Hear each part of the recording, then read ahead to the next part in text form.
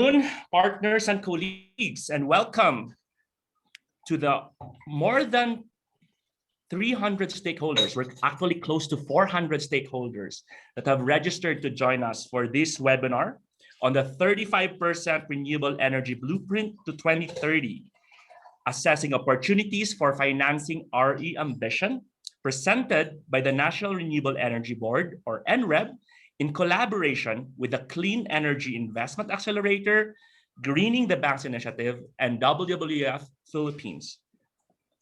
I hope you have had a good lunch and have your coffee or tea ready as we continue the dialogues this afternoon among government, developers, bankers, and financial institutions as we work together in achieving a responsive and inclusive energy transition for the Philippines. We are expected to have 100 minutes or 1 hour and 40 minutes of insightful presentations and dynamic discussions. Next slide, please. I am your host today. I am Marlon Joseph Apanyada, Southeast Asia Engagement Lead for Climate and Energy for the World Resources Institute and convener of the Greening the Banks Initiative. I am truly honored to host today's timely and much anticipated webinar. Next slide, please. On the program flow, for the benefit of those who can't be able to join us today, this webinar will be recorded, and we will also be sending the link of the recording along with the key takeaways over the next few days.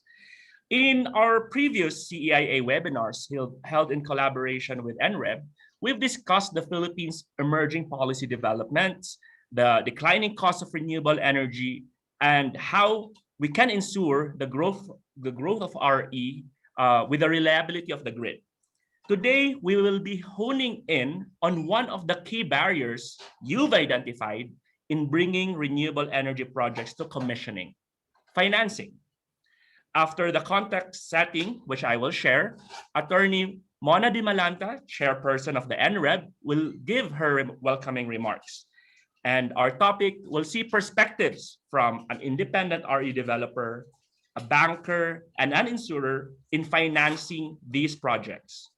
We will have an open forum after the presentations, so please feel free to raise your questions in the Zoom Q&A box at any point during the webinar. Next slide, please. This webinar is brought to you by the NREB alongside the Clean Energy Investment Accelerator, or CEIA, the Greening the Banks, or GTB initiative, and WWF Philippines. CEIA is an innovative public-private partnership that addresses barriers to scale the deployment of clean energy solutions, jointly led by the World Resources Institute, or WRI, Allotrope Partners, and the U.S. National Renewable Energy Laboratory, or NREL. Next slide, please. Led by Allotrope Partners, the Greening the Banks initiative seeks to build the capacity of Southeast Asian public and private sector financial institutions, or FIs, to actively participate in green finance. It does so by organizing and leading public-private dialogues with banks and investors, financial regulators, and developers alongside civil society. Next slide, please. The dialogue we're having today is the result of national officials bringing the energy transition discussion with a focus on faster shift to renewable energy into the forefront. In our previous webinar in May 2020 on leveraging cost-competitive renewable energy, we heard from the Department of Energy leadership that the country is moving towards the direction which ensures flexibility and reliability, hence the issuance of the moratorium on new coal, and paving the way for discussions, as we've seen in the national public consultation yesterday on the National Renewable Energy Program of a 35% renewable energy ambition to 2030. A similar ambition was provided by the Energy Regulatory Commission, Chairwoman Agnes de Vanadera, and mentioned that this is now the golden opportunity for RE, and that the ERC is looking into strategic approaches to make this happen. Next slide, please. Making this happen means hard coding the goal of having 35% renewable energy in the power mix by 2030. And in fact, just to repeat, we saw this in the public consultation held yesterday. This goal entails an addition of at least 40 terawatt hours of renewable energy to be generated by 2030. This is equivalent to 20 gigawatts of new RE capacity in a solar-driven scenario, as shown in the same dialogue last year by Mr. Eric Francia, President and Chief Executive of AC Energy, Ayala Corporation's energy arm. This solar-driven scenario, which takes into account the timeline of origination, developing, and commissioning the several RE technology options, entails an additional 15 gigawatts of solar, 3 gigawatts of wind, 1 gigawatt of hydro, and 500 megawatts of geothermal and biomass plants to be developed in addition to 5 gigawatts of energy storage as a way to meet the 35% RE ambition to 2030. Next slide, please.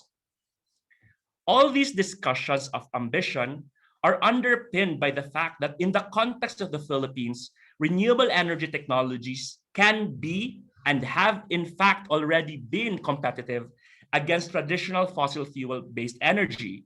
We already have the evidence of this thanks to scrutiny provided by platforms like the CEIA, WWF Philippines, and other energy transition stakeholders.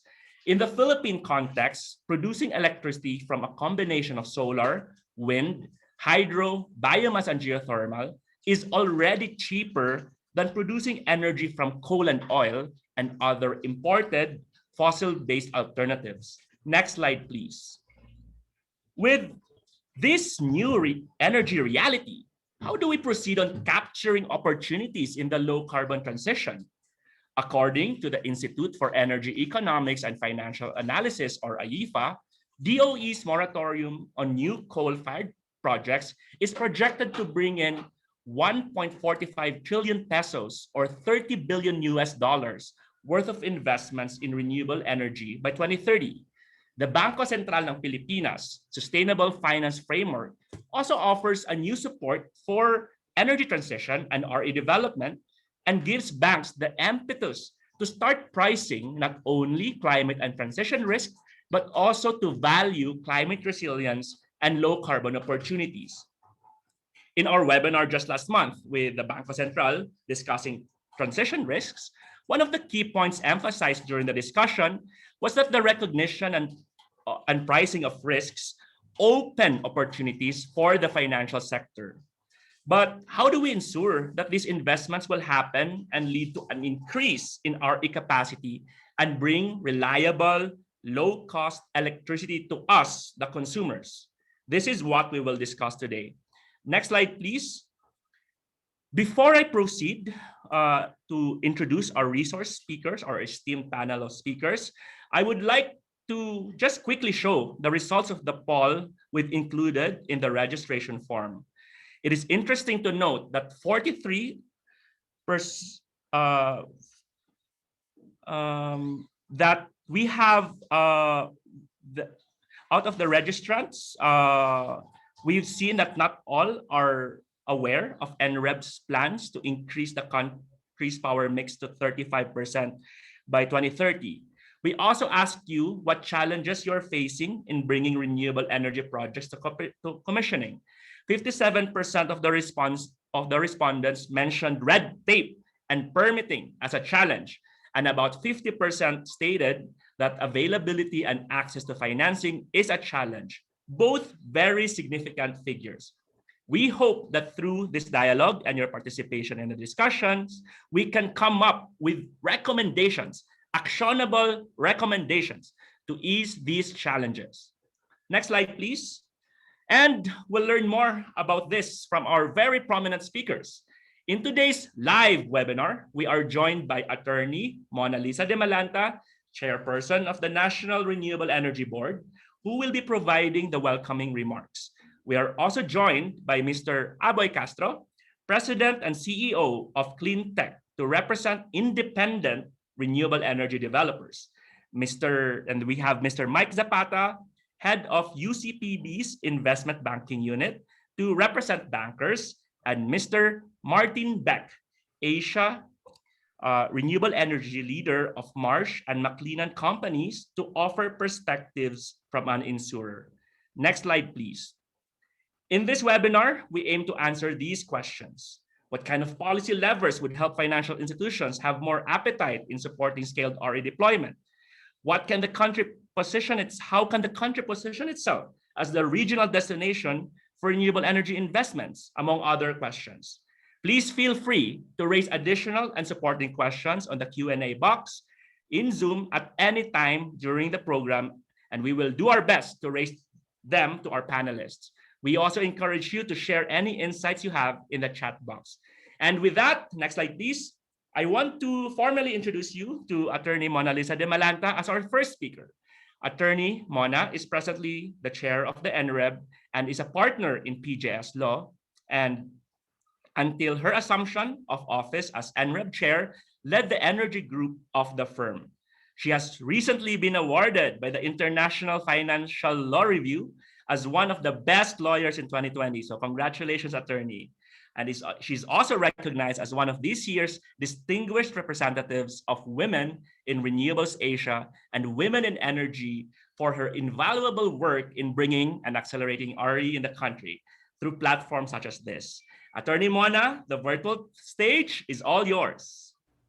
Thank you, Marlon. Thank you as always. And I hope you can hear me well. There's a thunderstorm going on right now where I am, so it's a bit noisy. But magandang hapon po sa lahat ng kasama natin sa discussion this afternoon. Thank you also for thank you as always from the NREB to CEIA for this partnership. We are very honored. We are very grateful that you are always supportive of the initiatives of the National Renewable Energy Board, and to that also the initiatives of all the stakeholders in this RE sector.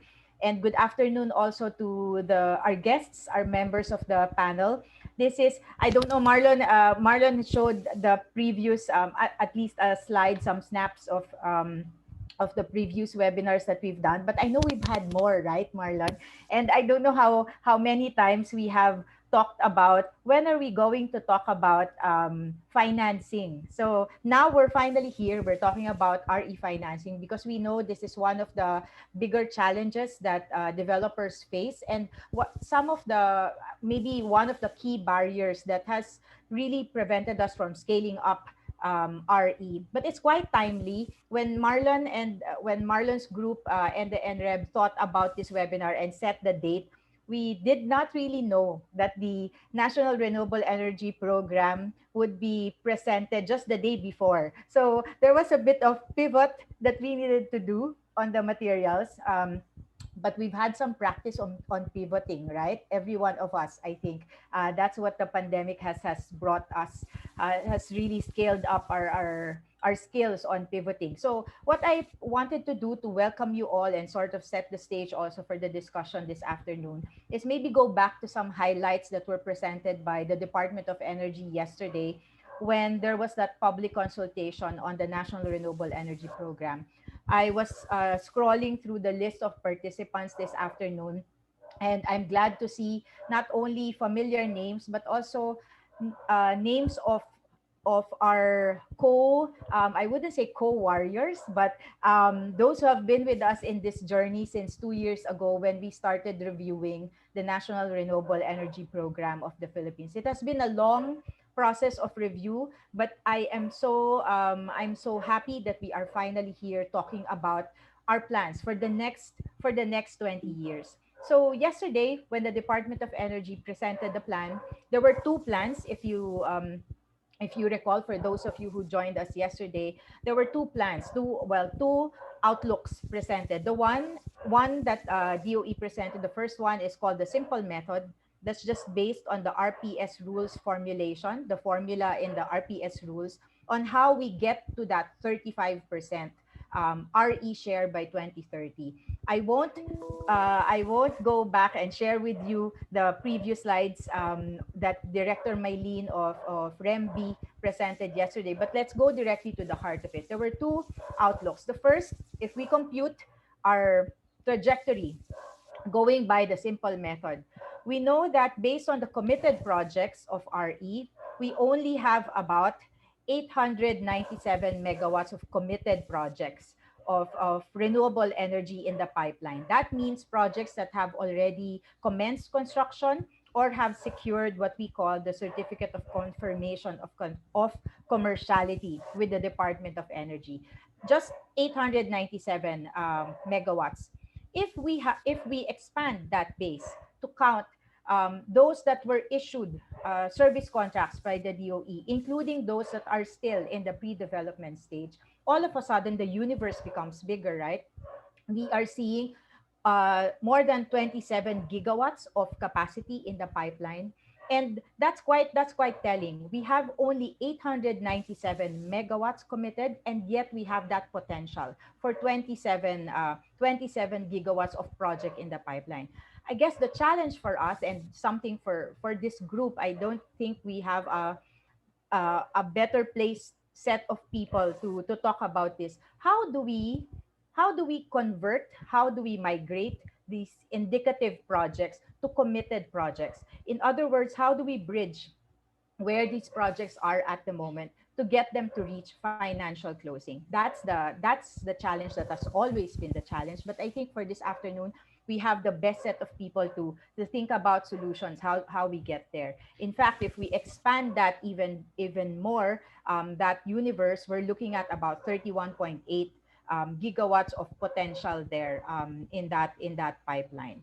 Okay, in the DOE presentation yesterday, they what was key was that the RPS, this mandatory program under the RE Act, is key to us achieving that goal of 35% RE share by 2030.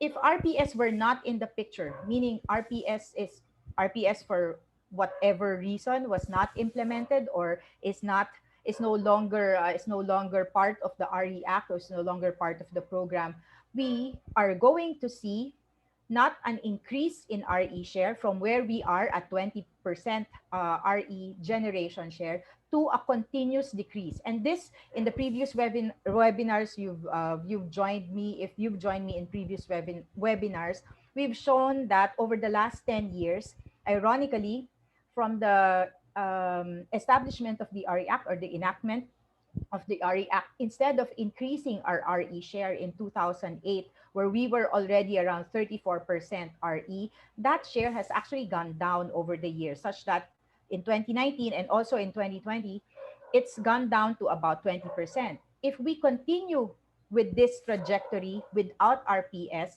we see only 12% RE by 2030 and 6.7 RE by 2040. We don't want that's not the future that we want, right? We've agreed that the future that we want for 2030 is to have that RE share increase to 35%.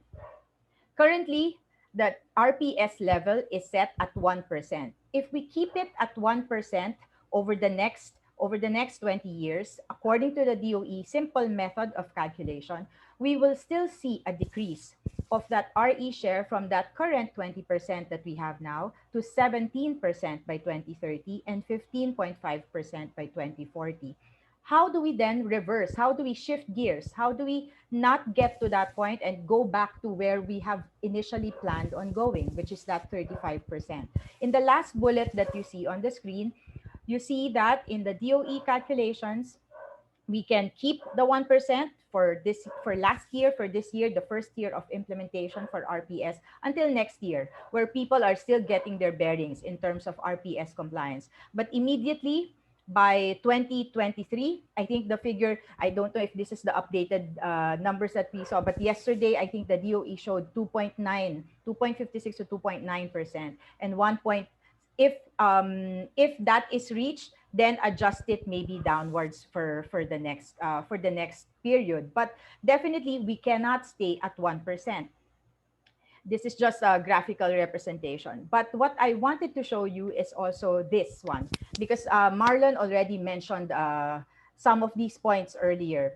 That would mean we need about 46 terawatt hours of generation, because RPS compliance is measured in terms of megawatt hours in terms of generation.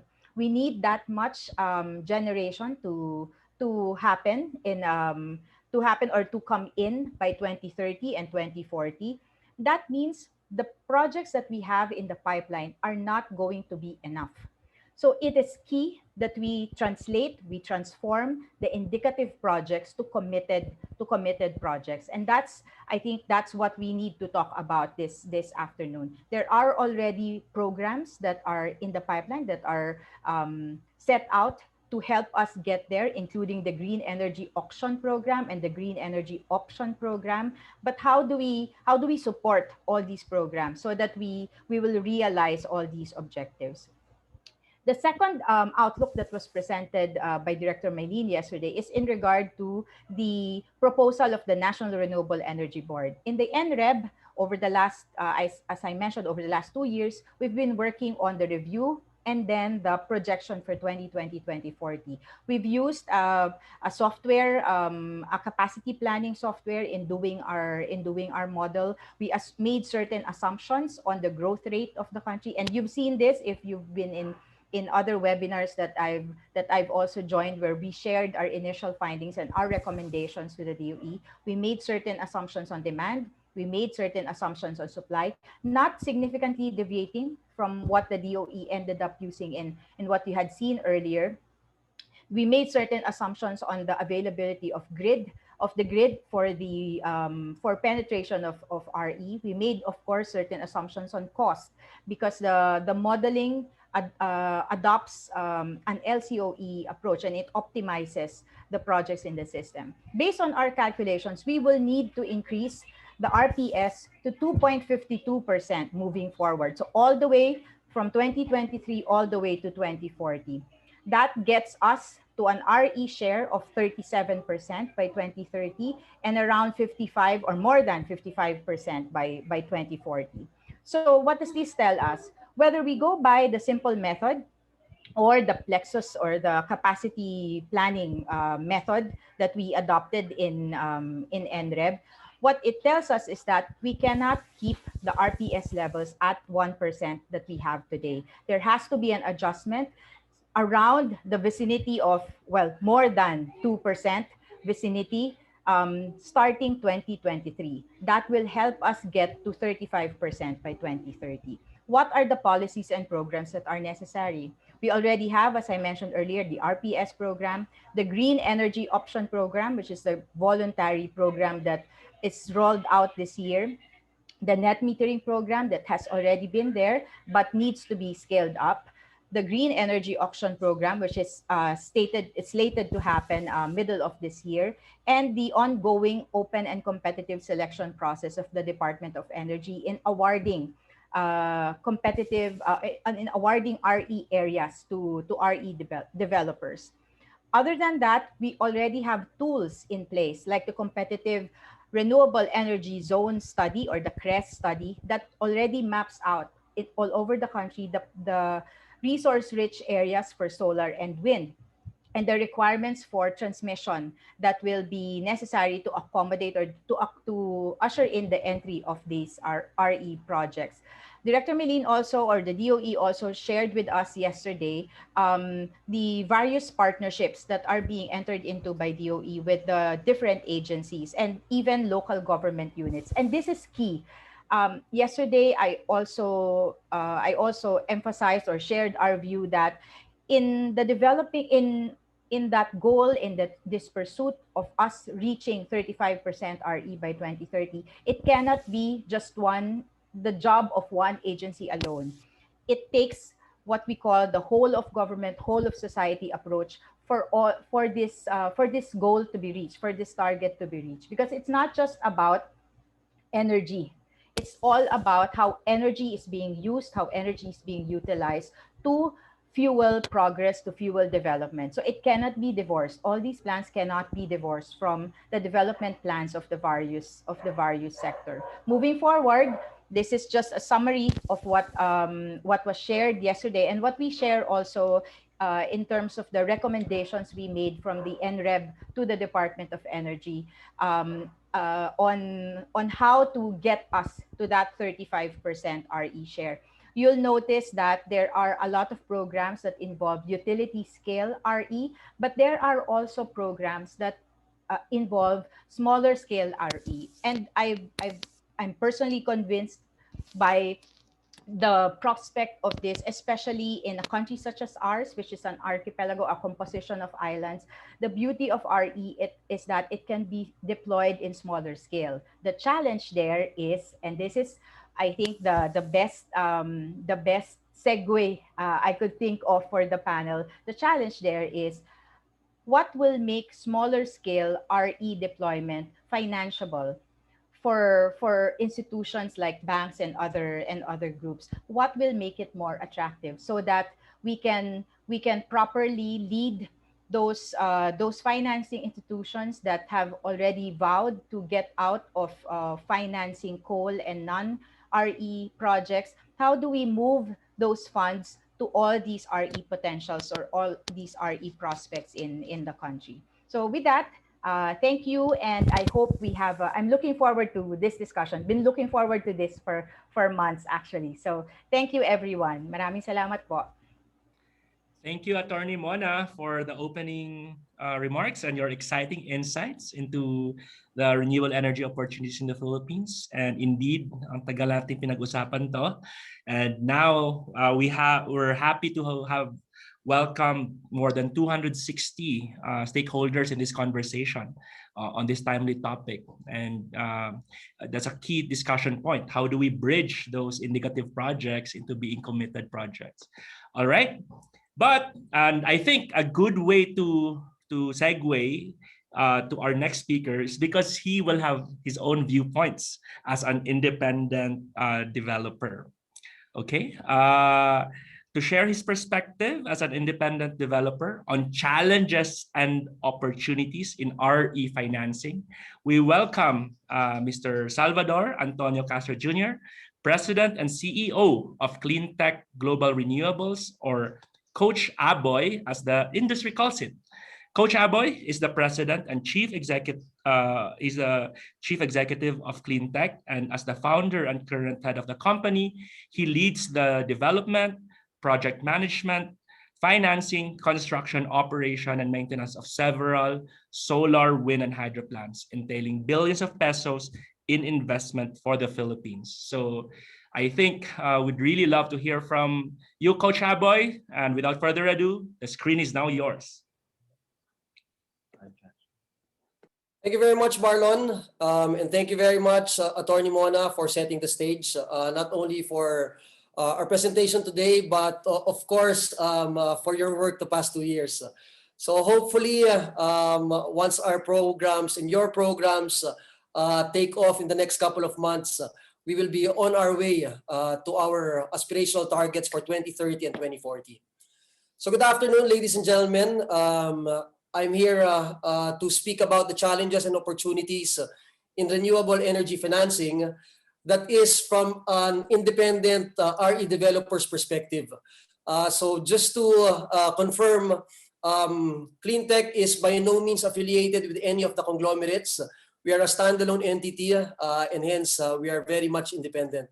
So allow us to tell you more about some of the stories of Cleantech through the years. Okay. Cleantech is as I mentioned, an RE developer, and we have transitioned and pivoted to being an independent power producer wherein we own, operate our own renewable energy assets. We constructed the 15 megawatts Bulacan Solar Energy Corp back in 2016.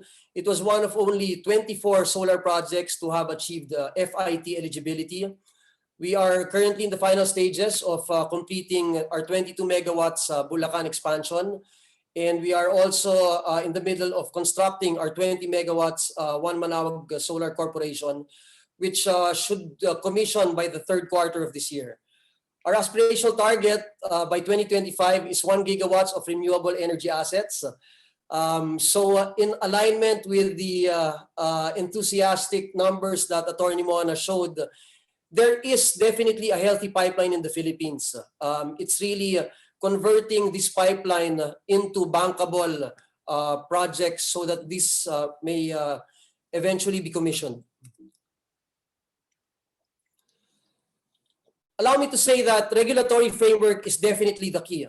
For this first example, let's just take a look at the situation in the Philippines, especially with the feed-in tariff in 2016. If you can see, of the 24 solar projects that were able to achieve FIT eligibility, there were a total of 20 developers. And we classified them as small, 13 developers as small, 4 developers as medium, and 3 developers as large. And while the definition may somehow be arbitrary, really the large developers are those conglomerates. Medium developers are those who may have developed other projects in other countries. And small are relatively independent developers, maybe first-time developers back at that point in time. By the end of FIT, of the 13 small, 9 of them actually sold their projects, and 2 of the medium-sized developers sold their projects to larger corporations. A total of 11 of the 20 developers exited, and 13 of those 24 projects basically changed ownership from the small and medium to the larger corporations. What this really tells us is that there is a dearth of capital, and there is definitely a difficulty in accessing financing, especially at that point in time. Second example, let's take a look at the Philippines and Vietnam. You of course know that Vietnam is relatively the same size as the Philippines.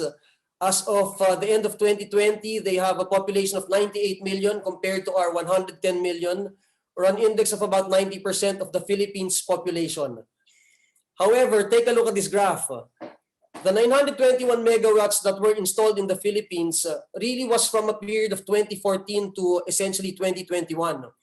Vietnam's period was from 2018 to 2021, okay? And even more striking is the fact that they had a deadline of June 2019. At that point, they only had 4.5 gigawatts of solar installed. As of the end of 2020, they now have close to 9 gigawatts. So in the span of about a year and a half, and mind you, 12 months of those years and a year and a half were actually during COVID, they were able to install about 4.3 gigawatts. That difference is even more striking when you look at the solar rooftops installed. Philippines is about 110 megawatts, while Vietnam is already up to 9.6 gigawatts. And again, those 9.6 gigawatts were really constructed fairly recently. So to compare the FIT programs in the Philippines and in Vietnam, while we did have a higher rate of 19 US cents back in 2015, we all have to recognize that at that point in time, the prices of panels and other EPC costs were almost double, or maybe about 3 times what it is today. So while Vietnam's 9.35 US cents and hence adjusted 7.1 US cents FIT rate are significantly lower, they actually allow you to have a similar return on your investment. The second one, the FIT policy, is one of the more obvious differences. In the Philippines, there was a hard target of, hard cap rather, of 50 megawatts installed. And they had to be installed by a certain date, which was March 15, 2016. In Vietnam, there was a hard date, 2 dates. One was June 30, 2019, and an extension to December 31, 2020. However, there was no cap on capacity. So as long as your project was able to commission by that deadline, then your project achieved FIT. And I think this distinction is very, very important. And I believe this was one of the reasons why there was a big disparity in installed capacity. Just in terms of land, in the Philippines, there's a lengthy process for land conversion, as most developers know. While in Vietnam, there is no need for conversion. The land itself is already part of the master plan. So once the master plan is approved, which is very, very similar to the Department of Energy process, then you're already good to go. Another graphic that tells us how rapidly solar rooftops in Vietnam were constructed.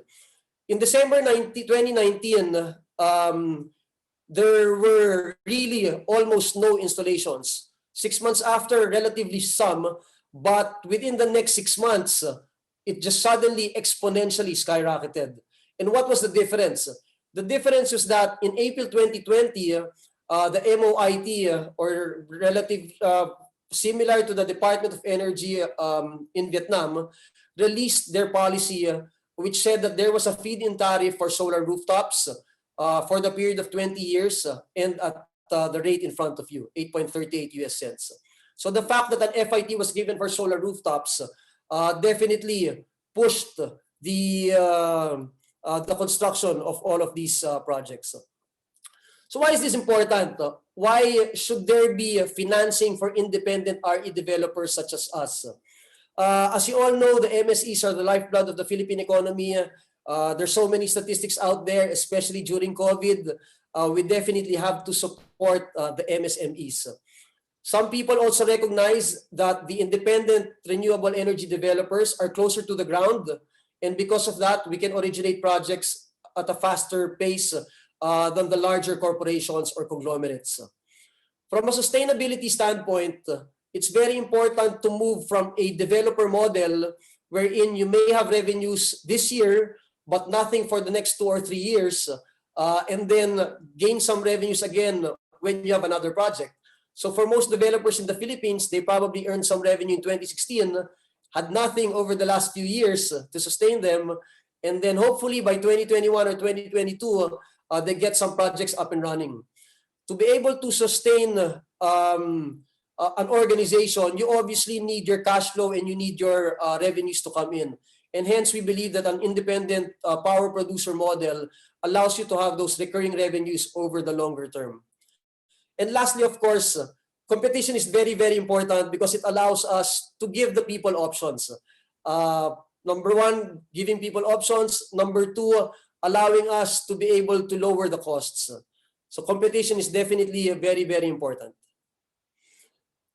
These slides were shown by Attorney Mona and by Marlon earlier, so we can just skip this. But basically, you see the growth from 2019 to 2030 and 2040. There's obviously a lot of work that needs to happen there.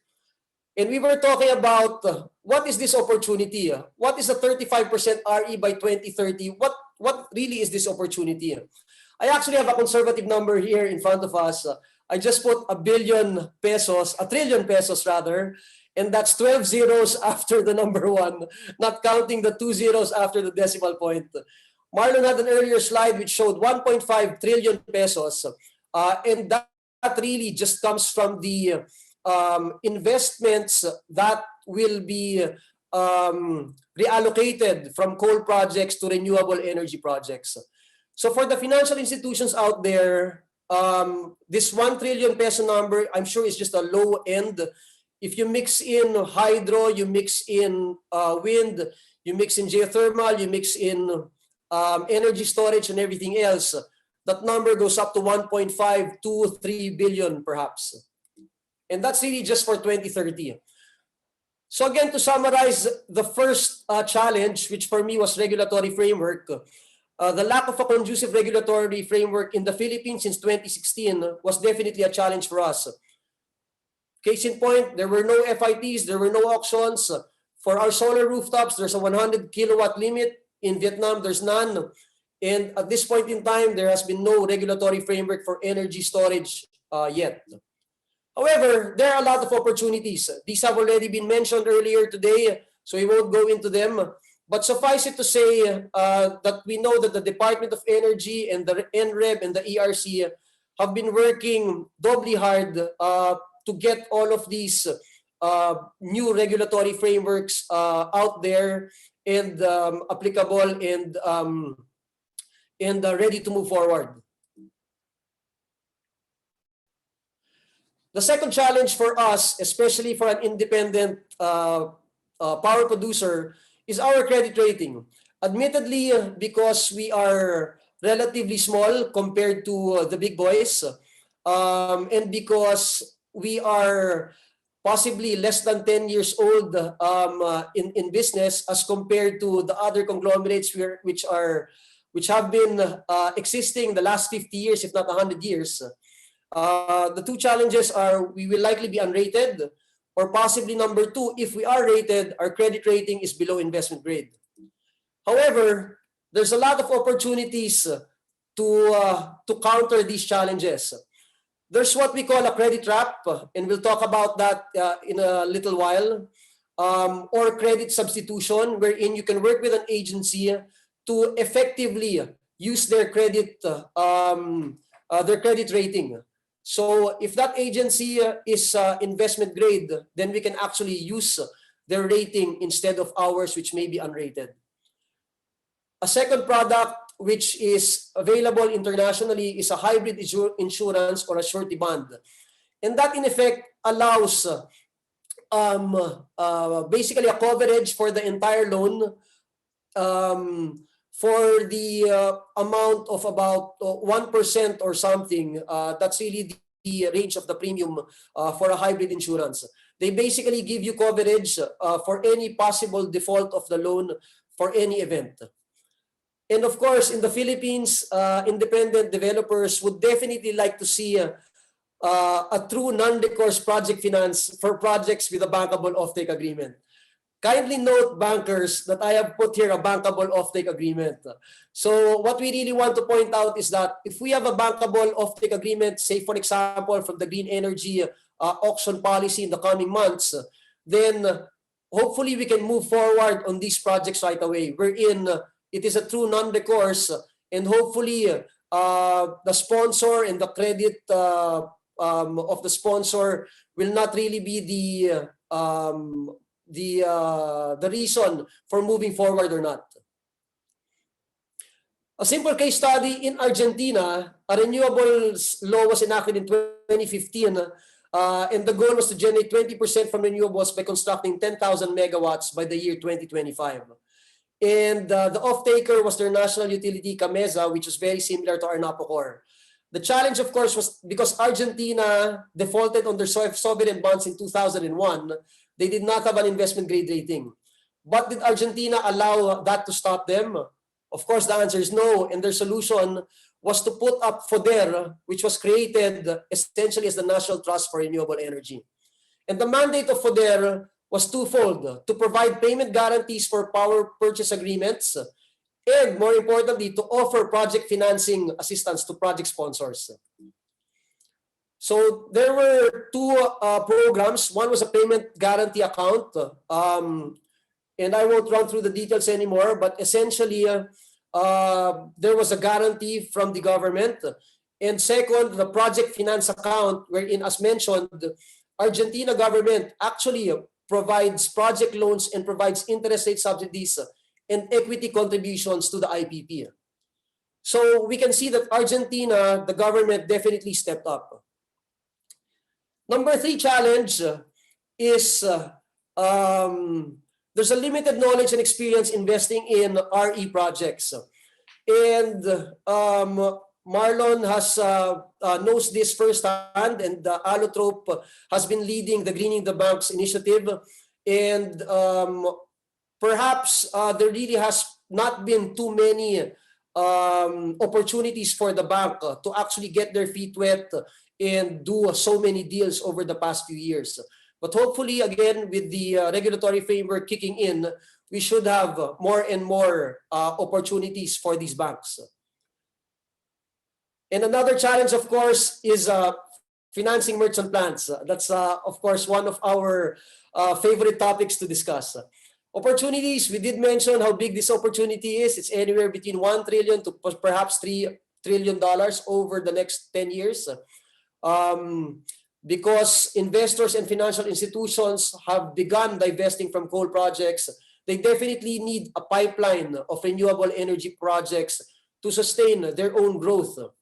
And of course, while merchant in the Philippines is something that banks are a bit worried to discuss, we have to understand that in UK and Germany, wherein merchant has been the model the last 35 to 40 years, and in Australia the last 10 years, and in Chile the last 5 or 7 years, there is a successful merchant model in the market today.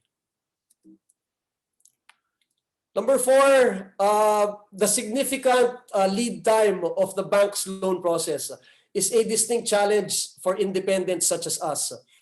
For first-time borrowers, the loan requirements are very stringent. It's different from second or third-time borrowers, definitely different from conglomerates. And in some instances, the loan processing have actually extended to more than 1 year. So imagine if you have a project and you have a bankable offtake agreement, the fact that you still have to spend 1 year just to put together your financing will definitely slow the process down. And if that's for only one project, imagine multiplying it by the hundreds or thousands of renewable energy projects that we want to get up and running over the next 20 years.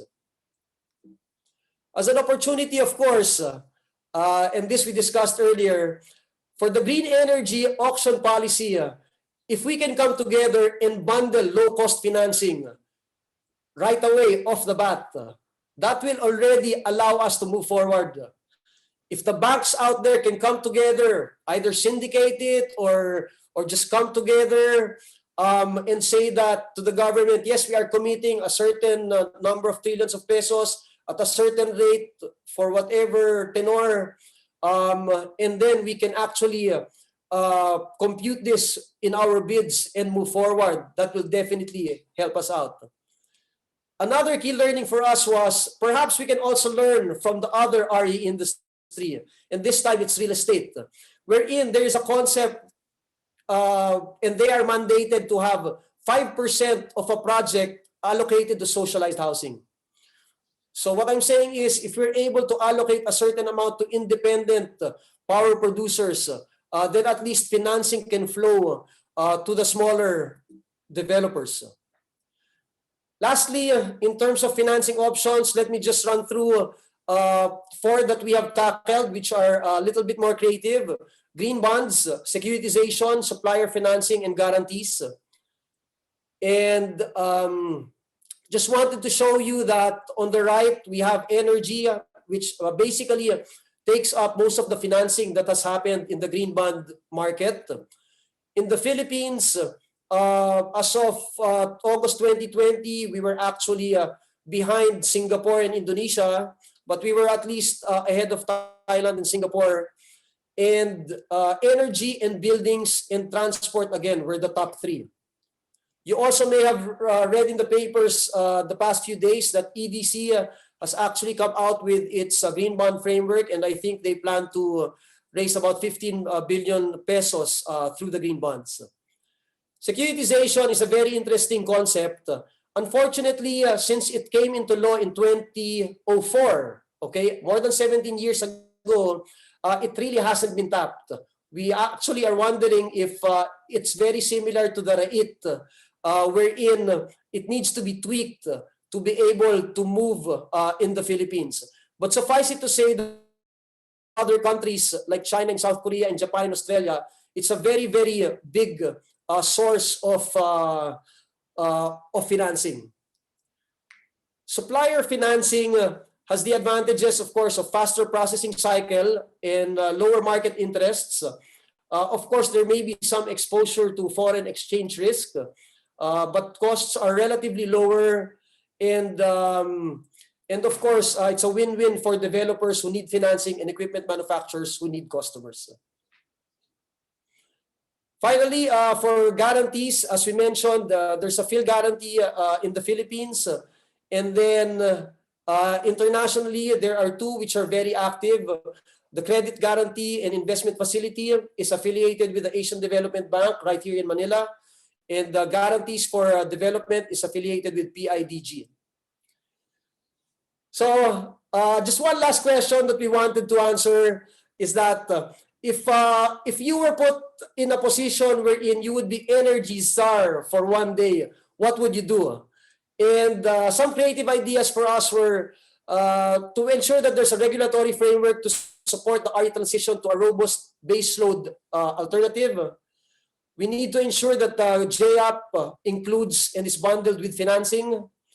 For the competitive renewable energy zones that Attorney Mona mentioned, we would actually like to have perhaps a bigger block wherein 1,000 hectares or so of land is actually secured by the government and then later on divvied up into 50 or 100 hectares.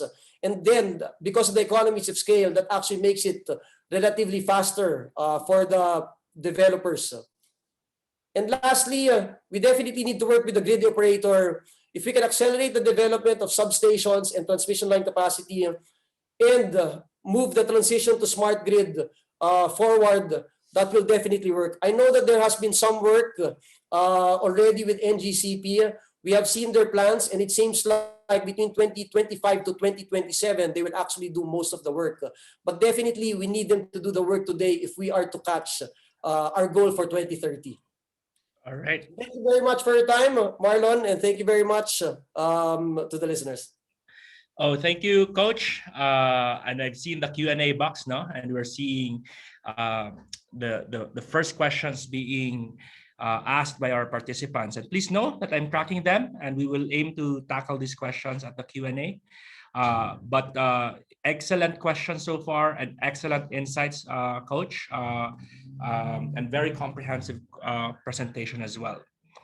So at this juncture, we would like to, since Coach Aboy mentioned so many items and talking points that are from the perspective of a developer, an independent developer at that, we'd like to now hear about the perspectives of a banker on financing renewable energy projects. And so we welcome Mr. Michael Zapata, team head of the investment banking unit of UCPB. Sir Mike has more than 25 years experience spanning investment banking, corporate and project finance, bond and equity capital markets, leasing and credit management, strategic business consulting, and financial advisory. And he has managed debt and equity securities issuances, loan syndications, and mergers and acquisitions, among others. He attended Fordham Graduate Business School and the University of Asia and Pacific, and previously worked in RCBC Capital, ADD Capital, PNB Capital, and KPMG. Sir Mike, we're really excited to hear from you, and the floor is all yours. Hello, good afternoon, everyone. It's a privilege to be here. Thank you for Allotrope Partners for inviting UCPB in this very timely meeting and conference with everyone that's involved in this industry. First of all, I'd like to reiterate that the banking industry has gone a long way in the last 10 years in being more comfortable with financing renewable energies. From absolutely zero about a decade ago, it's a lot of the energy financing that the banks are doing right now are pretty much in the renewable space, especially with the directives of the government to get the Philippines away from dependence from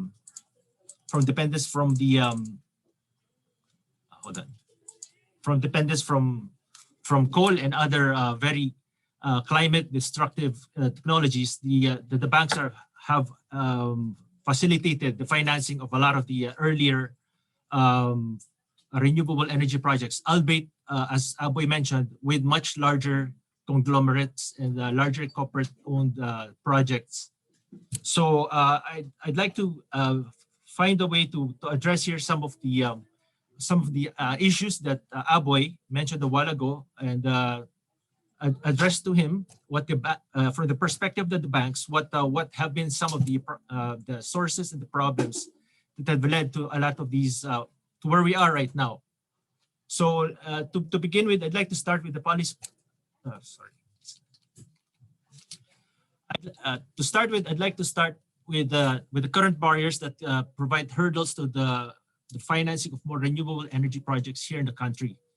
As Awe had mentioned earlier, securing of PSAs is very important to the banks. And not just securing of PSAs, they have to be ERC approved and competitive bidding compliant. So which means that as soon as the project gets off the ground and the project is financed by the bank, they should be able to immediately sell legally to the entities that they sold these PSAs with, because banks are in the credit fiduciary duty business. The banks would really have put a lot of importance in the ability of borrowers to be able to generate the cash flow to service their debt. And especially for renewable energy, a lot of these projects would entail a lot of capital intensive investments, which would require much longer tenors and therefore much higher risks from the point of view of the banks. So we are very particular about either having a borrower having the fit, or in the absence of a fit, we are very particular about having secured legally enforceable PSAs with credit-worthy off-takers. The other thing that the banks have noticed has been a very difficult hurdle for a lot of the smaller developers is the equity. Typically, the baseline for a lot of projects is 30% equity, which means if you have a billion, for example, a billion peso project, you need to have at least 300 million of it in pure equity. It cannot be in the form of shareholder loans. It cannot be in the form of any other support that can at any time be withheld either by the sponsor or anybody else that the sponsor is working with. And this 30% could be more, depending on on how the bank would view the projected cash flows of this particular project. Since a lot of the project financings that we look at will have no recourse to the project sponsors, and the banks will only be able to really look at the project cash flows in terms of securing their payments. The banks would definitely look at how much debt servicing this project would be able to project for the tenor of the loan. So if, for example, the banks would agree on a base case scenario that says the debt cash flow of the cash flow of the bank to be able to service their debt would require a much larger equity and a much smaller amount to be taken out as debt, then therefore this baseline 30% could be tweaked more in favor of more debt for the project. So that's something that's really very important and very difficult for a lot of the smaller developers. Another thing is that local partners should have a track record. So the banks would typically want that whoever will be running this this project for the tenor of the loan should be able to demonstrate that they have done this before successfully, that they know how to react to certain kinds of situations. What happens if there's a breakdown in their equipment? What happens if there is a significant issue with regards to their technology? They should be able to turn around and solve this problem very quickly. Another thing is the DOE notice to proceed, meaning that all the permits and licenses have been secured by the developer. This has been an issue with a lot of the smaller developers as well, because especially since if they're trying to do both things at the same time. They're trying to show to the DOE that they can secure financing, but they're also trying to show to the bank that they have the DOE permits to be able to secure financing. So it's a kind of a chicken and egg, but of course for the banks, for them to be able to provide the kind of commitment that would be tantamount to them being able to draw on the loan, it has to be backed with actual permits already having been secured. And this is perhaps a very big reason for why the banks really take a long time to turn around with loan proposals. Typically, if everything is online, a bank would only typically need only 2 months to process, including due diligence and seeking all the approvals in-house. But if there are any permits and licenses that have issues, or there are any permits that are still lacking at the point that the bank is approached, then these add to the turnaround process for the banks. Of course, the banks cannot turn around and be able to propose to their own approvers something that cannot be backed by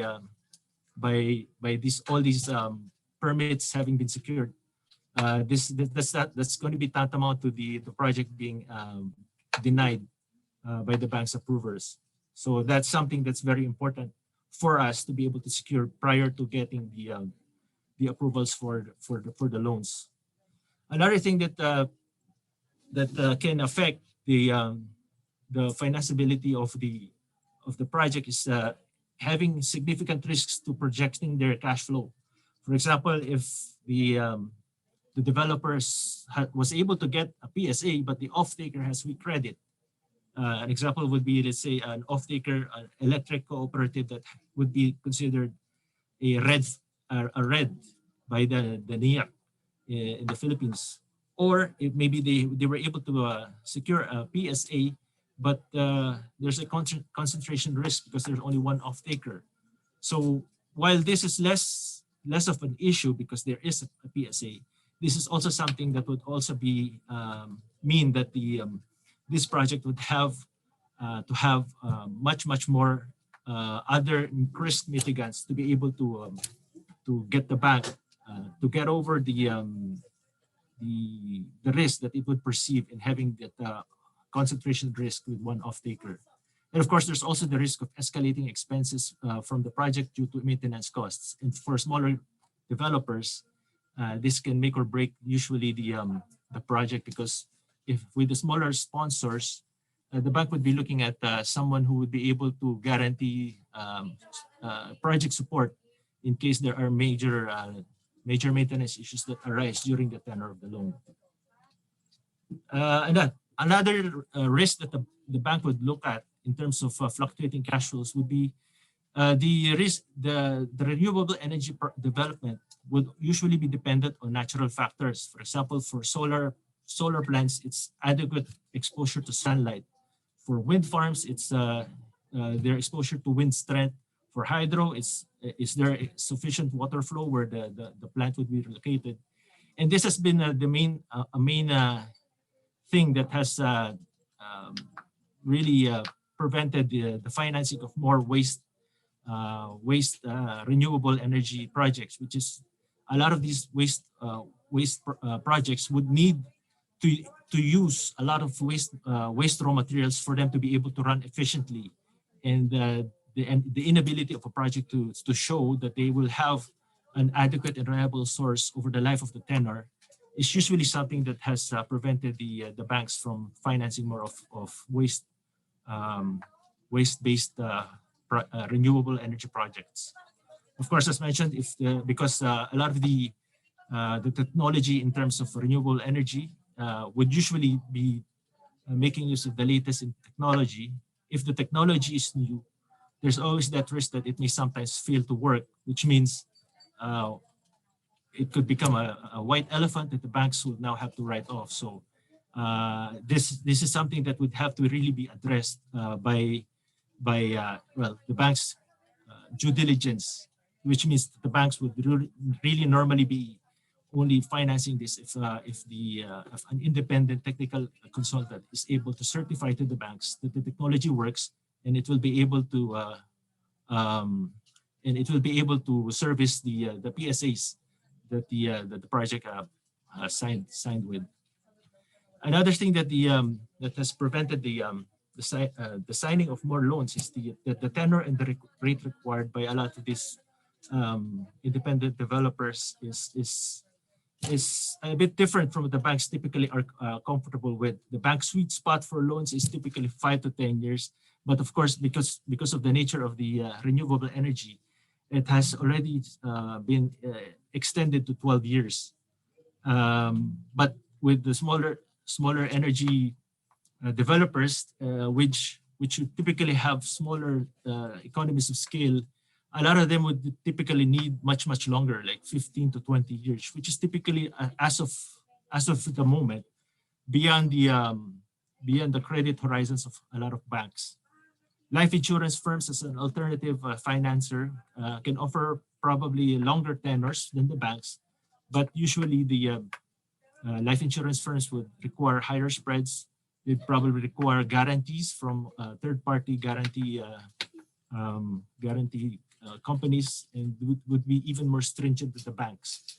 And typically, before they can finance typical project financing, these would need to have IC approval, which of course brings more time, turnaround time for the project to be able to be financed.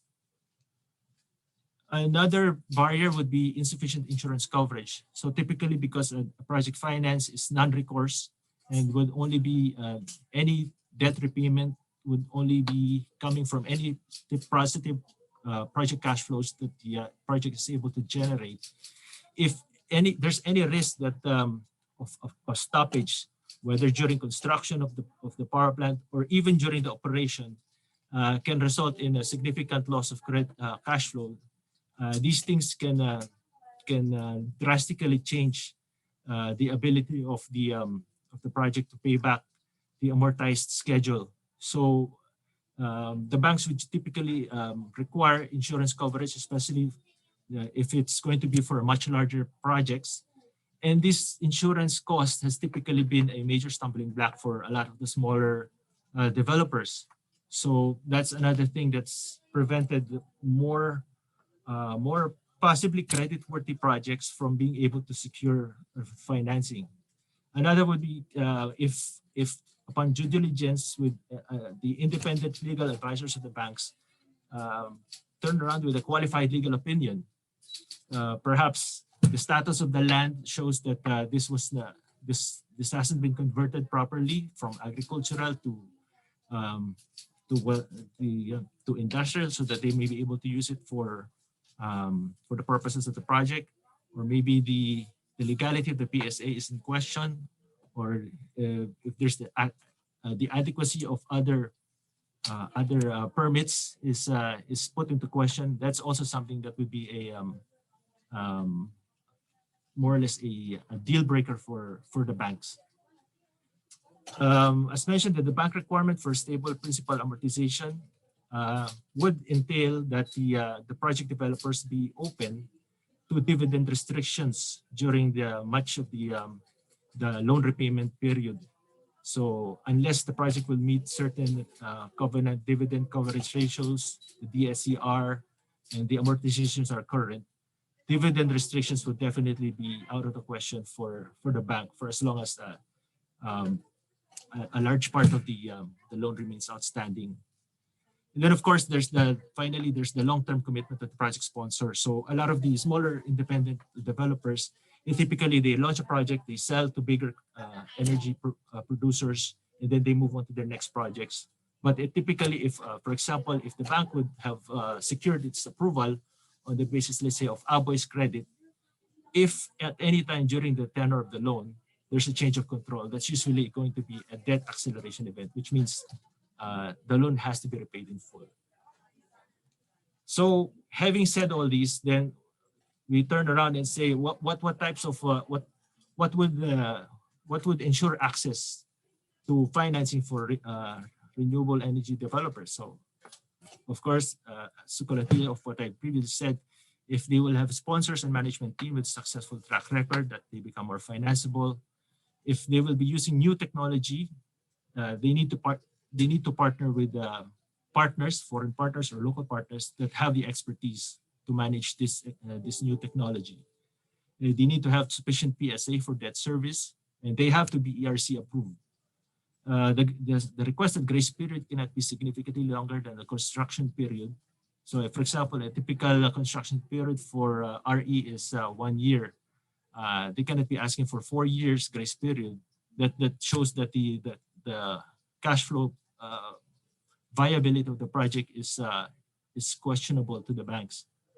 We need to be able to get a sterling technical report, which tells the bank that the technology is viable, it will work when constructed, and there should be an unqualified legal opinion at the point. If there are some qualifications in the legal opinion, they need to be addressable and comfortable for the banks. And of course, as mentioned, because the project cash flows will be heavily affected by acts of God, it has to have adequate insurance coverage to cover all kinds of cash flow stoppages. The project needs to have all kinds the required permits and clearances, grid studies, feasibility on hand by the time they come to the banks. Service contract terms that they show should be able to show that cash flow generation is sufficient for debt service and amortization, especially for missionary and small-scale projects that will be servicing one of the smaller communities or smaller islands. They need to be able to show, in addition to these service contracts, perhaps a viable guarantee from the local community, from the local LGU or any other NGO to support this type of project in case of there will be some inadequate cash flow to be able to generate the kind of debt that they need to incur to undertake this project.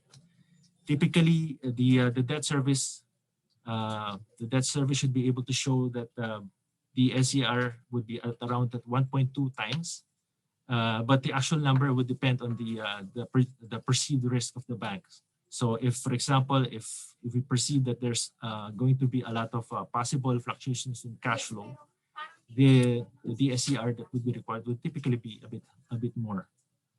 So, and then as mentioned, sponsor commitment to long-term success, they need to be willing to stay there for the duration of the loan, and they need to be able to demonstrate in the term sheet that the lenders will be paid ahead of the sponsors. There cannot be terms where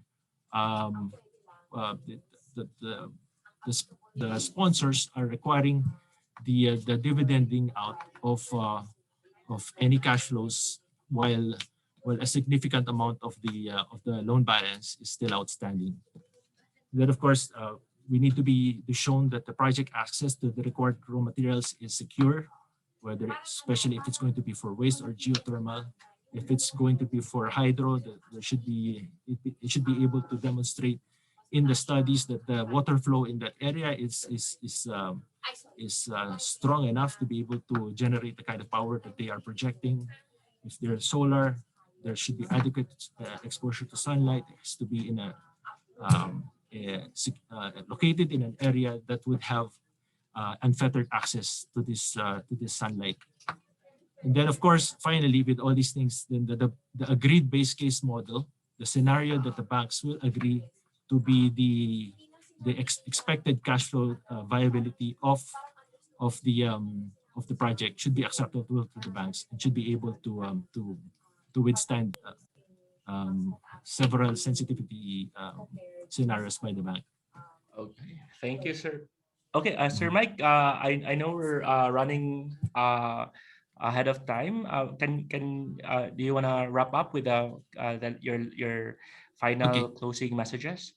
Okay, so you were asking for suggested policy levers that can help scale RE financing. So being large capital intensive projects, especially for if they're going to be undertaken by larger developers, increasing the SBL allowability of the banks would help. This was helped when additional 35% of the bank's capital was allowed for these types of projects. Tax incentives would be helpful, that if they can significantly lower the costs of these projects. Relaxation of foreign ownership rules. But of course, the collatella would be if there will be a significant foreign ownership of a project, the sponsor needs to have a significant local presence and the commitment to the country. They cannot be people that can easily skip town if the project experiences significant cash flow problems. ERC, if they can be more efficient in their approval schedule, if we can relax some of the CARP rules so that it's easier for the developers to convert the land for use as renewable energy projects, more efficient IC approval. And of course, as everybody else has mentioned, if there would be a fit, not necessarily as much as the fit that was approved in 2016, but some kind of fit that would enable a project to demonstrate to the banks that they will have stable cash flows so that the banks can turn around and agree with them less stringent covenants. That would be very helpful for all the parties involved. Thank you. All right. Thank you, Sir Mike. And thanks for these insights. I know we're running behind schedule, and I hope we'll all be patient because these are all such rich information and insights. And this presentation of Sir Mike is something that we have been looking forward to hearing, especially from smaller banks and banks that have that are comparatively new in terms of financing renewable energy and other low carbon solutions. So these are very important insights. So thanks for your presentation. Sir Mike mentioned the role of insurers, and Coach Aboy also talked about guarantees. So it's rather helpful at this juncture to hear the perspectives from an insurer. So for our last presentation, we have Mr. Martin Beck, offshore wind and renewable energy practice leader for Asia of Marsh, one of the world's largest insurance service firms, to share his perspective on asset risks and the low carbon transition in the energy sector. Martin has more than 17 years of experience in the renewable energy sector. In 2013, he joined Marsh, where he was part of the offshore wind division in Hamburg, and where his core responsibilities included risk advisory, insurance placement, and claims management. In September 2019, Martin was promoted to head the offshore wind and renewable energy practice of Marsh here in Asia, and he is based in Singapore. Let's welcome Martin on the Zoom stage. Martin? Yes, thank you, Marlon. Thank you very much, and a very warm welcome. Good morning, afternoon, evening, good night, depending where you are based. I'm more than happy to be part of this very interesting discussion. We've heard a lot about challenges, and whereas I'll speak a bit about that, I may be able to skip some of my contents and save some time back, given we are a bit lacking track there. Just very quickly as a start, Marsh in itself is not an insurance company, but an insurance and risk advisor and broker. So we help the clients and advise them on risks and insurance solutions at the end to kind of mitigate that risk and work then across all the different insurance markets available. And we've been quite active in renewable energy since it's also Marsh who have now really heavily committed to ESG and everything around that, which includes obviously renewable energy. So we already spoke about the impressive potential, and I very much like this graph from the International Renewable Energy Agency in their 2020 outlook, because it shows, and Coach Aboy spoke about that already, that the potential itself is massive. The IRENA expects 2,667 billion US dollars annual investments into renewable energy. And what is quite interesting is that very often we only talk about the projects themselves, right? So we talk about investments into renewable energy projects, being it solar, wind, biomass, hydropower, whatsoever. But those investments actually make only about 25% of the entire investment, right? That's what you see here, the renewables, that's CAPEX, that's investment into project. Everything else, the 75% on top of that, is energy efficiency, electrification of end users. So reinforcing grids, electric vehicles, smart grids, smart home devices, everything beyond. So the actual potential is even higher. And what I like, representing at least our practice here for Asia, Asia is in the forefront of that, right? 50% of the overall expected investments will be made in Asia. So why not in the Philippines, right? And it's all about that point, and I'm really glad that you take this forward for quite a while now, and I'm also very much looking forward to what decisions will be made in the next couple of weeks and months, to enhance the current landscape and to really enable the industry, which includes us as a risk and insurance advisor, to build renewable energy projects in the Philippines. What are the challenges? We spoke already about some of them. To start here on the top left side, the energy transition itself, there's no doubt we need to stop climate change, and we want to earn money with that, and the potential as shown is incredible. So there is a good opportunity to earn money, but we need to be competitive. Marlon, I think in your opening remark, you said we are already competitive compared to, for example, coal-fired power plants. I would agree to a certain extent, yes, we are. But what we are sometimes missing is, whereas on the levelized cost of energy, we may be competitive, we still lack a bit in terms of reliability. And that's where we need to work. And that already also, again, includes the regulatory framework and everything behind. Budget certainty, investment certainty. We see in a market, renewable energy market, with that impressive potential, of course, we see lots of new market entrants, which is great because it helps us to be even more competitive. But having new players on board also means we may have players who still lack a bit of experience. And I think Coach Boy were talking about that as well. We need to make sure that there is, and I think Mike talked about it too, we need to make sure there is a sufficient level of experience, right? Because otherwise we may fail, and that will have an impact, a negative impact on the appetite from both financiers and insurers to support those projects. And without insurance and without the lenders backing the projects, the energy transition will not happen, that's for sure.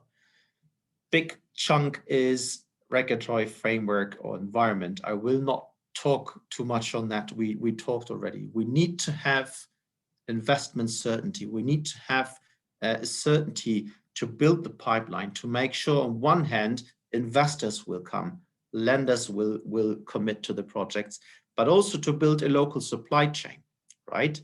Because we will not have a sustainable energy transition within the Philippines without having a strong local supply chain, right? And that will not come without a pipeline, that's for sure. So we need to make sure there is certainty, and not just for 5 years or 6. Coming from Germany, I know what I say, because the German government in the past very often did the failure to put quite good renewable energy laws into force, but they changed it every year, and that is not reliable, right? When banks and developers need to have a horizon of 12 or 20 or 25 years, it's not very reliable if you change your laws and legislations and everything, guidelines every year. So we need to have certainty there. And that includes, of course, the introduction of the Green Energy Auction Program, which brings more certainty. And also in terms of land, who owns it, and how is grid connection done, who's responsible for grid connection, who pays for that.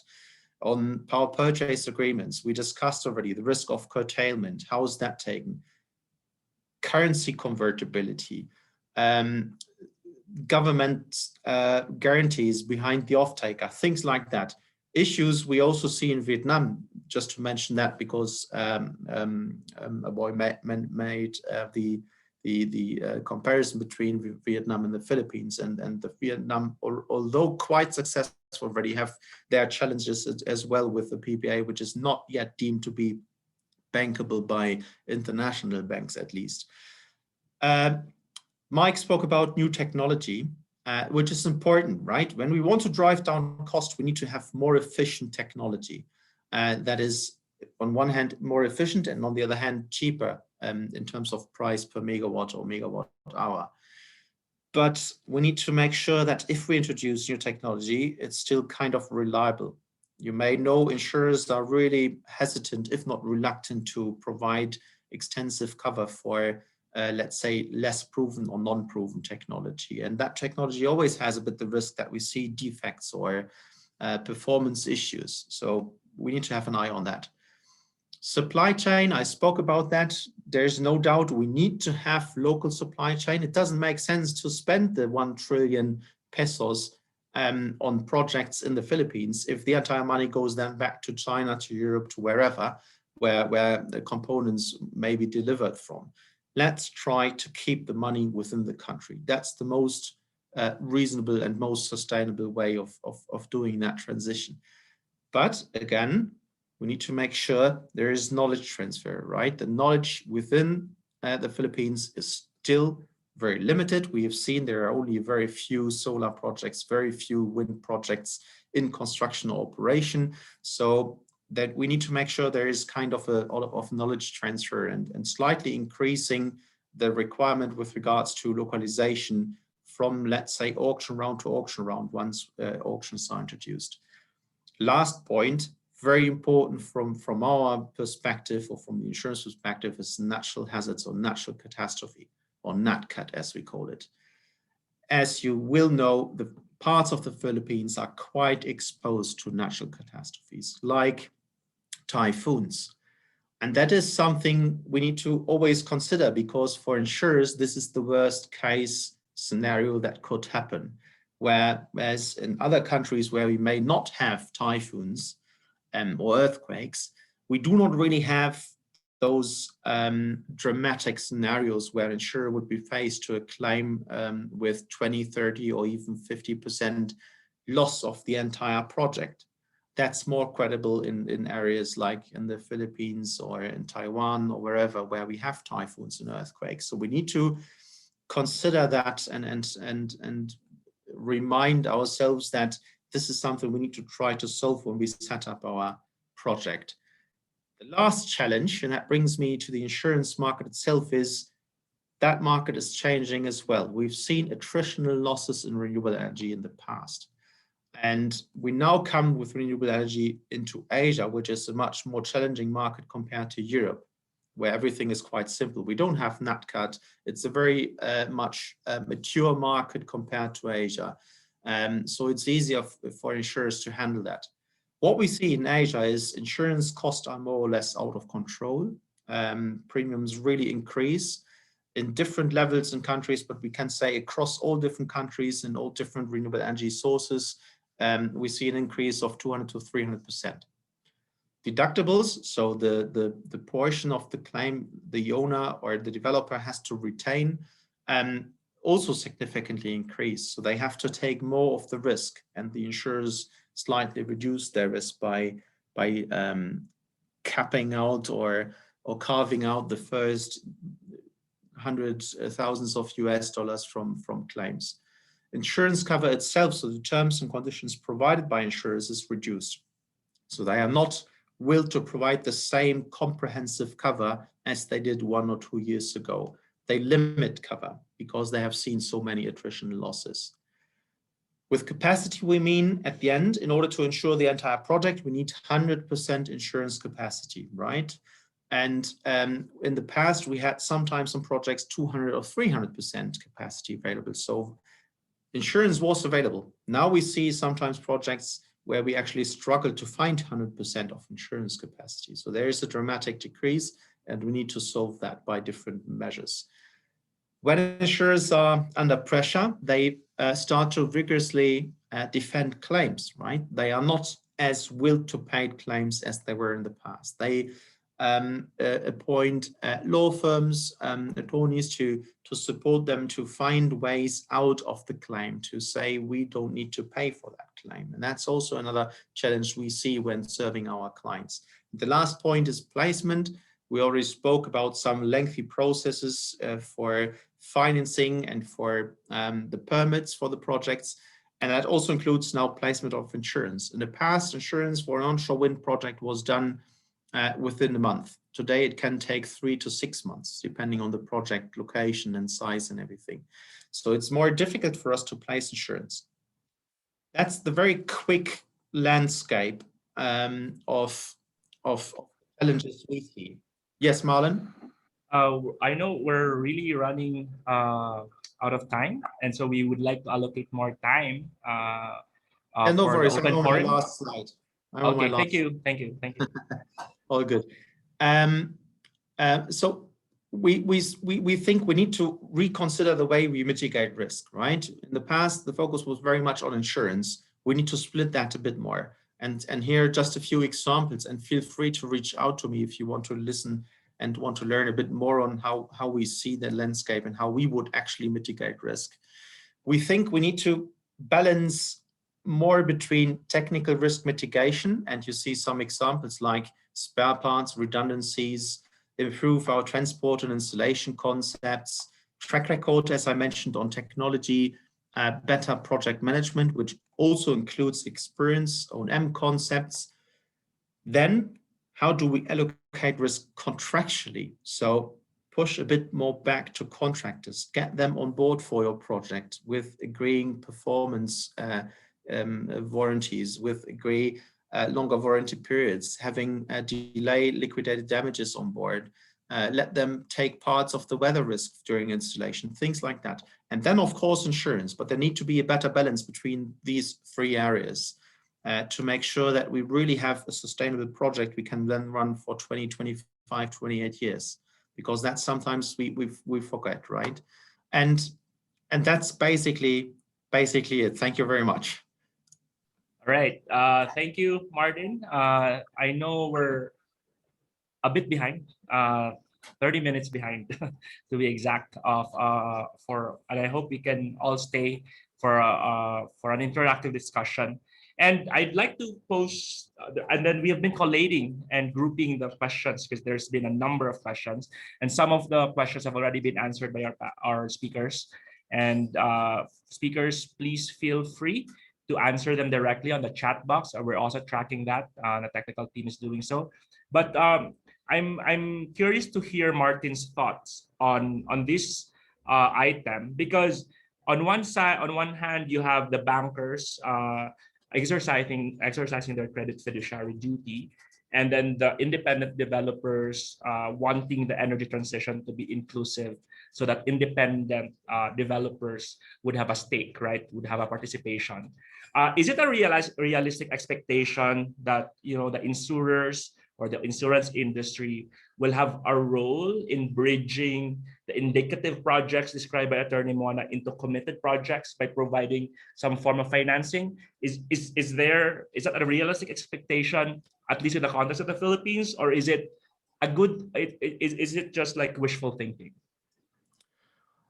It's a bit of both. The problem with insurance and finance is it's chicken and egg. Without insurance, there's no finance, and without finance, there's no insurance, right? That's the problem. So it has to go in hand.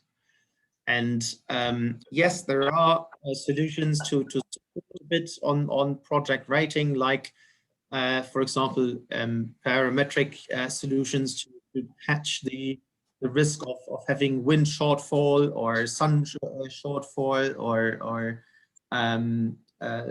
panel warranties and guarantees for the projects. But it doesn't mean having that we will make a non-bankable project a bankable project. It just further improves, so to say, the overall rating of the project, and reduces a bit the exposure for the banks, which means it has a positive impact on interest, right? And Yes. and positive impact on the amount of contingency budget banks would typically require, and that of course ends up in an advantage for the project itself. But it does not mean that an unbankable or non-bankable project becomes a bankable project from one day to another. That's not possible.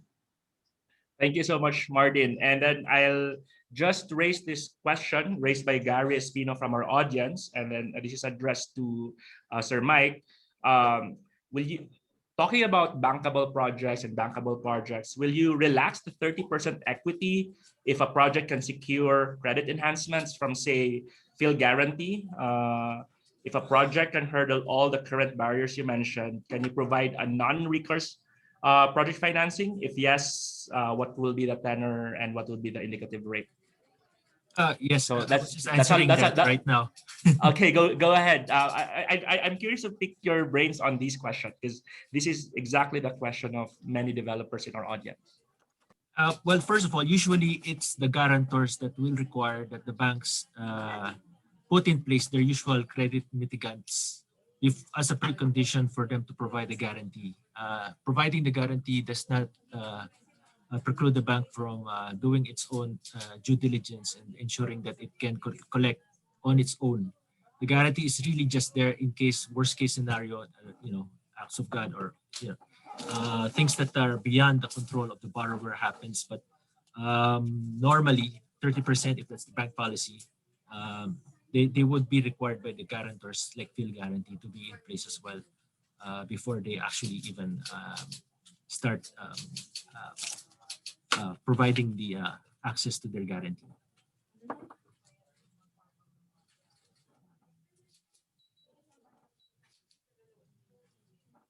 Sorry, you're on mute, Marlon. Sorry about that. Thank you, Sir Mike, and I'd request our distinguished panel of resource persons to turn on their video so we could also see their reaction, and if they want to raise their hands and answer some of the questions themselves. But there's been a bit of questions, Coach Aboy, on your experience as an independent developer, on your experience with banks, with local banks. Did they require 100% offtake contracts? Especially post 2016. Well, let's forget about the 2016 period and talk about beyond FIT. What has been your experience, and what were the requirements of the banks based on your experience? Yes, post 2016, there are actually two different groups of banks. One will only accept projects which are 100% contracted. And obviously, we understand why. We were just given an explanation by Michael to that effect. But there are some banks who are also open to a portion that is uncontracted. So it might be a mix of one plant being fully contracted and another plant being possibly partially contracted. Or maybe, for example, a 50 megawatt solar project which is fully contracted, and maybe a 20 megawatt which is non-contracted. So I guess if there is a mix, and as the banks always tell us, as long as the cash flows are predictable, then hopefully that will help us. But we dream of the day that banks will be open to 100% merchant projects. Okay, talking about policy levers, is that something that the DOE or NREB are talking about, Attorney Mona? Sorry to put you in the spotlight, in really supporting this, merchant plants, and if there's no 100% contracting, what could be done to facilitate financing? Mm-hmm. Actually, those concerns were all raised when we were first reviewing the NREP, right? One of the key concerns raised by the developers is that access to financing, and access to financing is really driven by the requirement of banks to be contracted, to have that assurance of, as what Aboy had said, that cash flow to be coming in in a certain level of predictability. And that's really the principle behind the green energy auction program. So as the program to support the RPS, the mandating the distribution utilities, for example, to purchase, that's in the RE Act. But how do we now put in place an implementation program for that? How do we make sure? And I saw in the questions also in the Q&A box, there was a question on that. How do we, I don't want to use the word force, but how do we compel the DUs? How do we make sure that they are able to comply with their RPS requirements? That's precisely the reason behind putting in place that green energy auction program, that centralized procurement, because we know, and I know Aboy shares this, by sheer volume alone of individual projects, it may not make sense for them to, or they might be disqualified or crowded out of CSPs, of competitive selection processes, because they're smaller scale. There is that issue on intermittence. But if we aggregate all those capacities, because there is also that aggregated volume of requirement under the RPS, and we have decentralized centralized procurement for that capacity. That's the framework that we have now for the green energy auction. And I'm actually very curious to hear, because I don't know, Marlon, if you will lead to this, but I want it asked actually, with Sir Michael here, who's with the banking, and also maybe Martin, his inputs would be valuable because he has visibility of how it's done in other jurisdictions, and auctions have been done in other jurisdictions.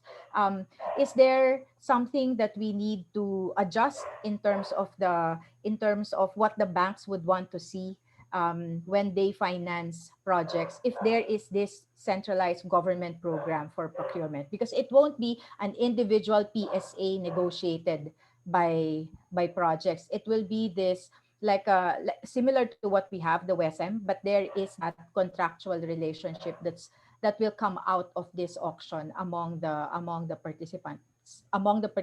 But essentially, it's a centralized system. I don't know what adjustments the banks will need to make in order to also avail of that opportunity that's in that government program. So sorry to hijack the questioning, Marlon, but No I just problem. wanted it asked. Yeah, Sir Mike, will you offer some thoughts there? So the counterparties might be different from the usual PSAs, but then the mechanism of predictable cash flows because of the auctions will be there. Assuming that the DSCR and the debt service will be covered, what else will be the mechanisms that the banks will look for so that it will be deemed bankable? That's a question, Attorney Mona, right? Yes. Yeah, Attorney Yes, Sir Mike. I like Aboy's suggestion earlier, and we suggested that to the DOE actually, to have if possible a group of banks already ready to finance the projects that will be awarded under the auction. So how do we make that a reality? Okay, Sir Mike, any thoughts? You're muted, sir.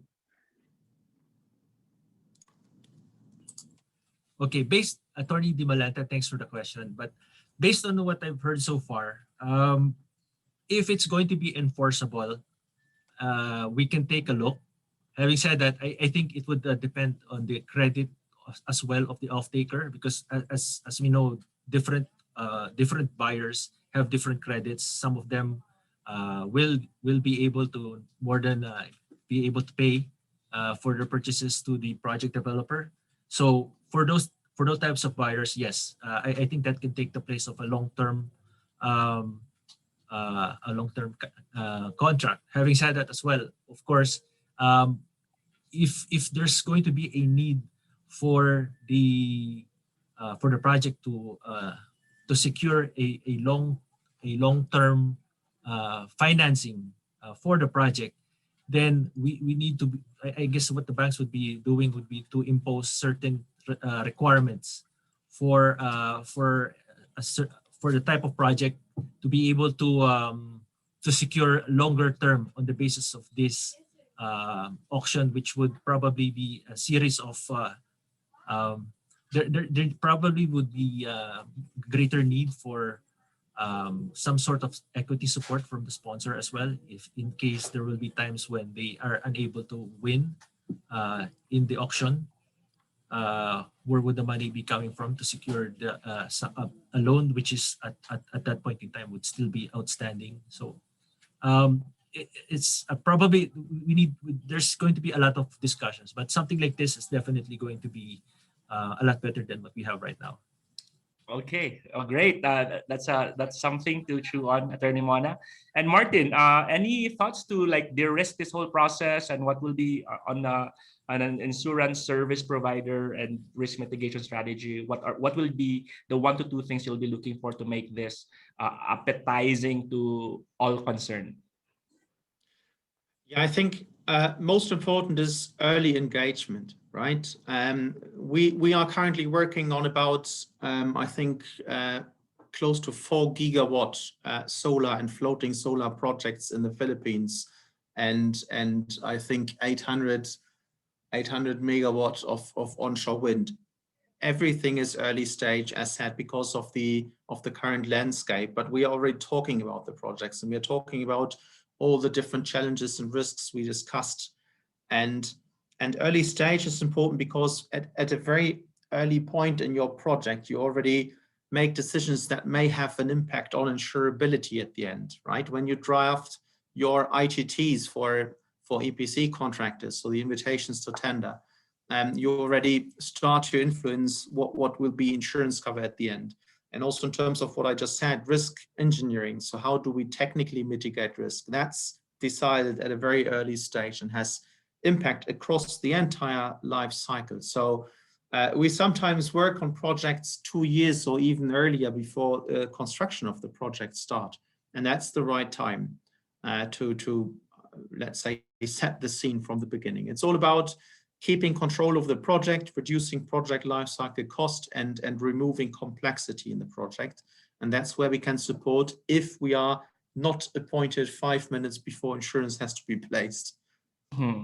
Thank you for a great insight, Martin. And it's good timing that Diana, our colleague from ADB, just highlighted the example in the chat box of the Cambodia National Solar Project. I've been keenly following that as well, because it's one of those mechanisms where MDBs work with private capital to unlock investment, and that's the 100 megawatt Cambodia National Solar Project is one such creative way to address the chicken and egg situation.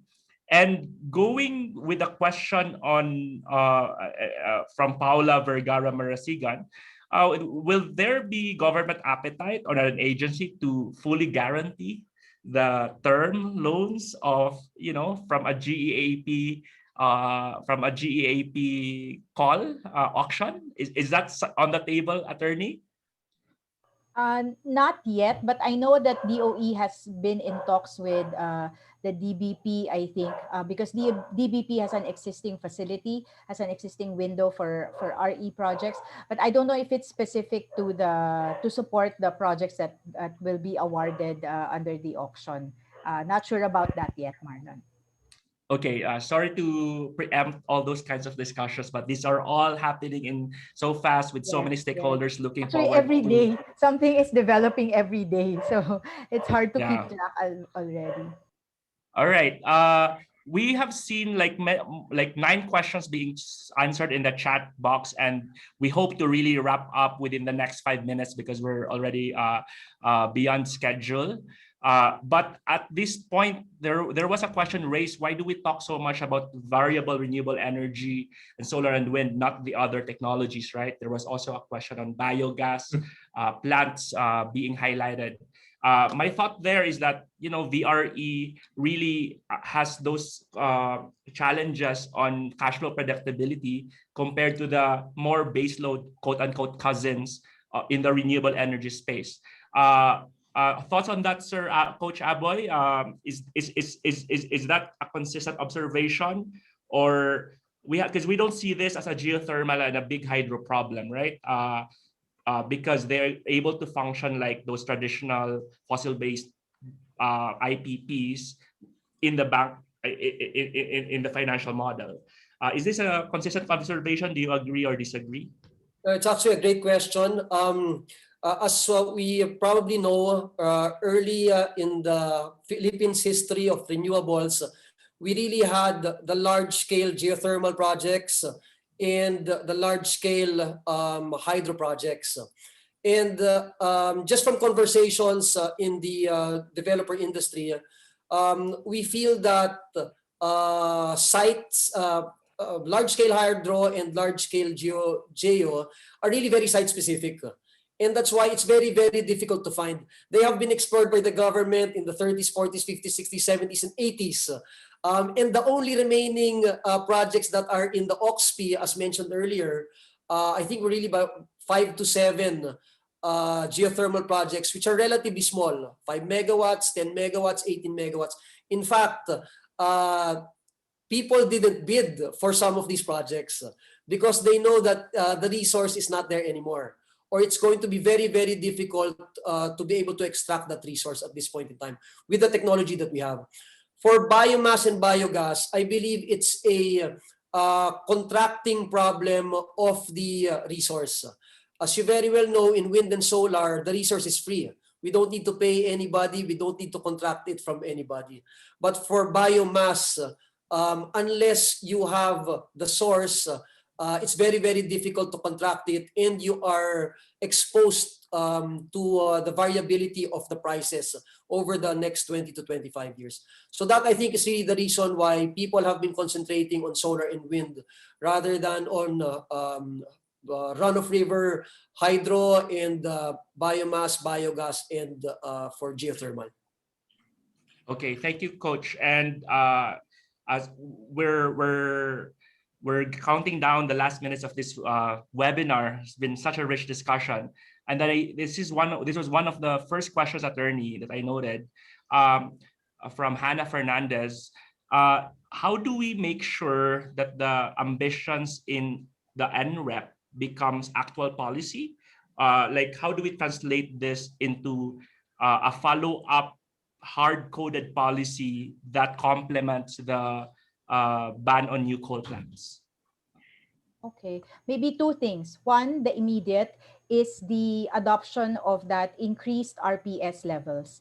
I think because we already know from the DOE simulation, from the NREB simulation, and I know you showed earlier AC Energy simulation, all of the simulations tell us sticking to the 1% will not get us to 35%. So that's I would say the low-hanging fruit, immediate thing that can be done. Increase already the RPS requirements for 2023 onwards by 2 or greater than 2%.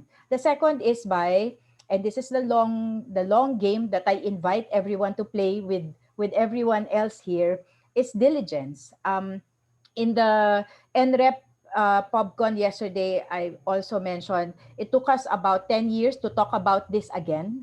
Let's not wait for another 10 years to talk about this and assess where we are. If we can do a quarterly assessment, at least an annual assessment of where we are so we can recalibrate and adjust as needed, that I think will be the key to get us to the 35%. Of course, all these things we're talking about here, financing, the risk mitigation. I like what Martin had mentioned about risk engineering, re-engineering or engineering. We need to talk about that more often. This is a conversation that needs to be a continuous one, so that we all not just learn from it, but adjust as we move along. This is not something that will be answered by just one person or one sector alone. It requires really all of us to continue this conversation. All right. Speaking of continuing the conversation, Attorney Mona would be more than happy to collaborate again. I'll speak on behalf of the Clean Energy Investment Accelerator, Greening the Banks, and even our colleagues at WWF Philippines to continue this, especially that after this conversation, it's really the nitty-gritties on the green energy auctions program, how to de-risk that, how to bridge the financing. And I'd also like to really call the involvement of ADB on the role of multi-MDBs, learning from the Cambodia project on how to implement these auctions and implement it well, right? So, but these are conversations for another day. I know it's a stormy, rainy afternoon. Some of us need to go to other calls. But at this juncture, I would like to really express my appreciation and thank our distinguished panel of experts led by Attorney Mona Dimalanta. A round of applause, please. Coach Aboy Castro, Mr. Mike Zapata, and Mr. Martin Beck. We would love to have you again in future conversations as we explore on how we can finance the energy transition and make these things happen for the 35% renewable energy ambition to 2030. And so thank you for joining us today. For those questions that have remained unanswered, we have compiled them and we will share a recording plus the takeaways of this webinar so that we can all review this in a future time.